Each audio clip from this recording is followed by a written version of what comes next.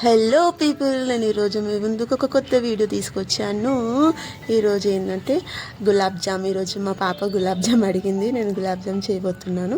ఎలా చేయాలో చూపిస్తాను. ముందుగా మనం ప్యాకెట్ కట్ చేసుకోవాలి. మొత్తం పిండి అంతా నేను ప్లేట్లో పోసేసుకున్నాను. తర్వాత పాలు అయినా సరే, నెయ్యి అయినా సరే మనం దాంతోనే పిండి మొత్తం కలిపేసుకోవచ్చు. నేనైతే పాలు తీసుకున్నాను. సో ఇలా కలుపుకోవాలి మంచిగా. సో మనకి ఇలాంటి కన్సిస్టెన్సీ వచ్చే వరకు మనం పిండిని అనేది కలుపుకోవాలి. సో ఇలా అయిపోయినాక, ముద్దలాగా అయిపోయినాక మనం ఒక 5 to 10 minutes దీనిపైన ఒక ప్లేట్ పెట్టేసి పక్కన పెట్టేసుకుందాం. ఇప్పుడు నేను ఒక బౌల్ తీసుకున్నాను.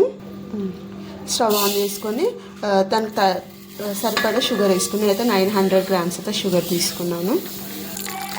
వాటర్ పోసుకోవాలి దీంట్లో.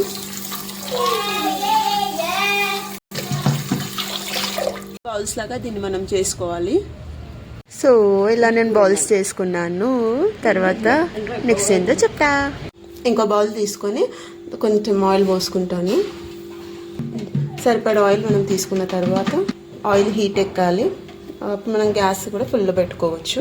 ఆయిల్ వేడెక్కాక ఇప్పుడు నేను బౌల్స్ చేసుకున్నాం కదా ఇందాక, అది ఒక్కొక్కటి అందులో వేసేసుకోవాలి.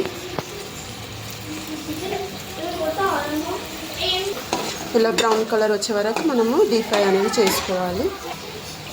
చూడండి, డీప్ ఫ్రై చేసుకొని ఒక ప్లేట్లో మనం తీసుకున్న తర్వాత సో పానకం మేము ముందుగానే చెప్పాను కదా, ఇందులో యాలకులు కూడా వేసుకోవచ్చు. నేను దీన్ని చల్లారబెడుతున్నాను. చల్లారబెట్టిన తర్వాత ఇవి ఇందులో వేయాలి. ఇందులో వేసాక ఇవి నానాలి కదా, ఒక 10-15 minutes వెయిట్ చేసి మనం ఇంకా తినేయచ్చు. పిల్లలు మస్తు ఎంజాయ్ చేస్తారు. బ్లెస్సీ, ఏం తింటున్నావు? ఎవరు చేసిరు? బాగుందా? హ్యాపీయా? నచ్చిందా? Please do subscribe for my channel.